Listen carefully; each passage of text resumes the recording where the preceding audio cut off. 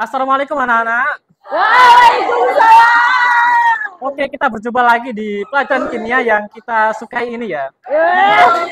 Oke, saya beri mungkin lebih akrab kita kalian saya panggil teman-teman ya, biarkan saya belum tua gitu. Oke. Oke. Kemarin kita telah belajar tentang teori atom. Nah, teori atom itu ada banyak ya, ada 5. Ya, kemarin kita sudah membahas tentang Dalton dan Thomson. Namun teori tersebut tidak dapat menjelaskan beberapa fenomena tentang atom, sehingga datanglah seorang ilmuwan yang meneliti sebegitu detailnya yang bernama Rutherford.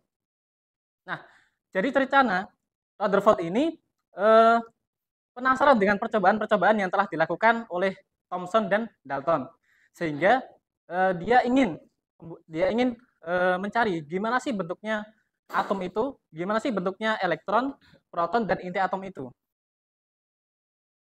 Jadi Rutherford itu mencoba meneliti percobaan-percobaan yang telah dilakukan oleh Dalton dan Thomson, sehingga dia memiliki percobaan sendiri yang kita namai saat ini dengan percobaan sinar alfa ya. Nah, jadi dia kan penasaran dengan bentuk elektron, inti atom, dan proton. Nah,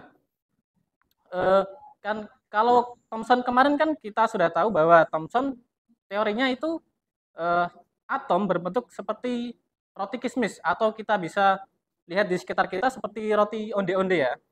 Nah, si Rutherford ini tidak percaya, sehingga dia ingin membuktikan teorinya sendiri. Nah, sehingga dia mencoba membuat percobaannya sendiri. Dia mengambil suatu zat yang mempunyai sinar alfa.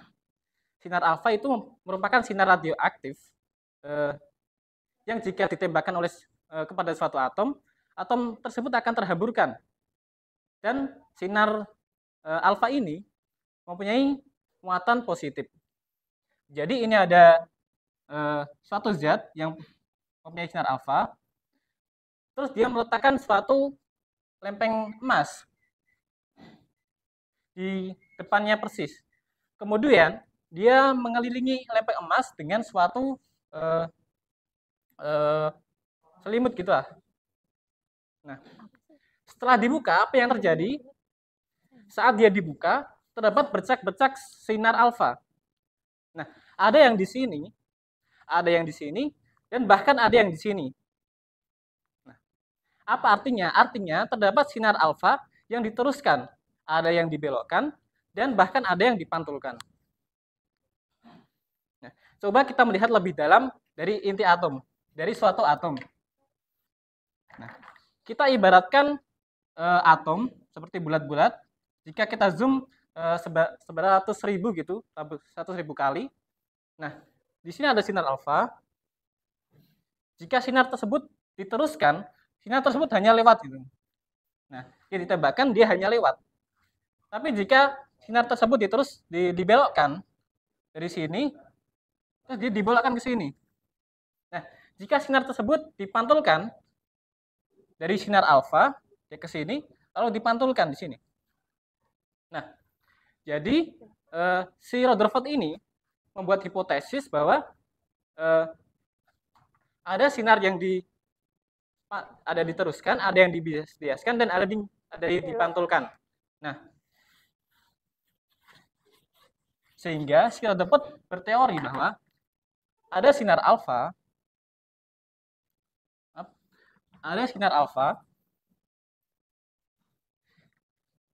yang dipantulkan.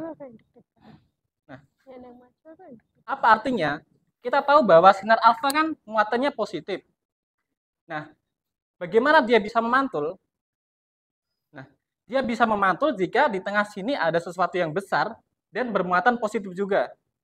Nah, kita tahu bahwa ada suatu zat yang bermuatan positif bertemu dengan zat yang bermuatan positif pula, dia akan saling tolak menolak. Nah, ini yang terjadi pada suatu sinar alfa dan inti atom, sehingga dia memantul.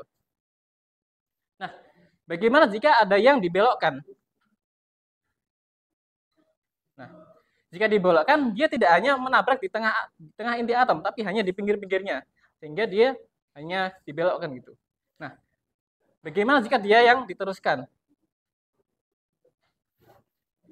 Jika diteruskan, sinar tersebut tidak mengenai apa-apa, seperti kita membayangkan suatu pesawat terbang. Dia tidak ada hambatan, dia terus melaju sampai ke tujuannya. Saya mempunyai suatu percobaan yang bisa teman-teman lakukan di rumah. Bisa teman-teman bantu ya.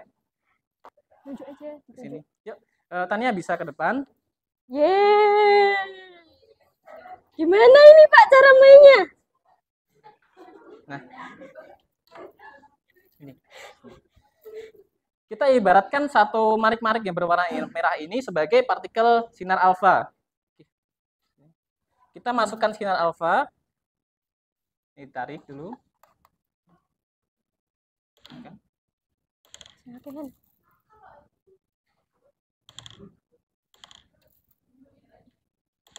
Sini. Dimasukkan sinar alfa. Coba tembakan. 1, 2, 3. Wih. Kita lihat dari sini ada sinar alfa yang diteruskan, ada yang dipantulkan, bahkan ada yang dibelokkan. Coba lihat. Nah, sebagian besar sinar alfa diteruskan karena sebagian besar atom adalah ruang hampa yang tidak ada apa-apanya. Nah, yang berada di sini adalah sinar alfa yang dipantulkan karena di tengah ada sesuatu yang juga bermuatan positif pula.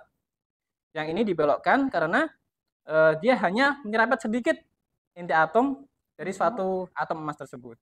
Nah, gimana teman-teman, sudah paham? Oke, terima kasih. Ayo mungkin ayo teman-teman yang mau nyoba ayo. Kalau ada teman-teman, ayo sini. Dihitung saya kan. Dihitung saya piro. Sing diluruskan piro, sing piro. Ada 3, 7, 10. Nah, ini ada 10 sinar alfa. Coba kita lakukan percobaan pada media ini. Nah, sini lah. Saya udah ditarik nih kan. 1, 2, 3, 4. Aku tidak beruntung ya kan.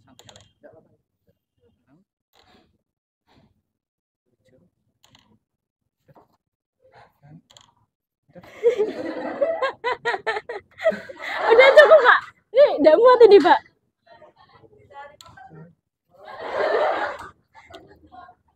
Ayo cepet. Udah, yuk 1, 2, 3. Saya tahu 1, 2, 3 dulu kan. 1, 2, 3.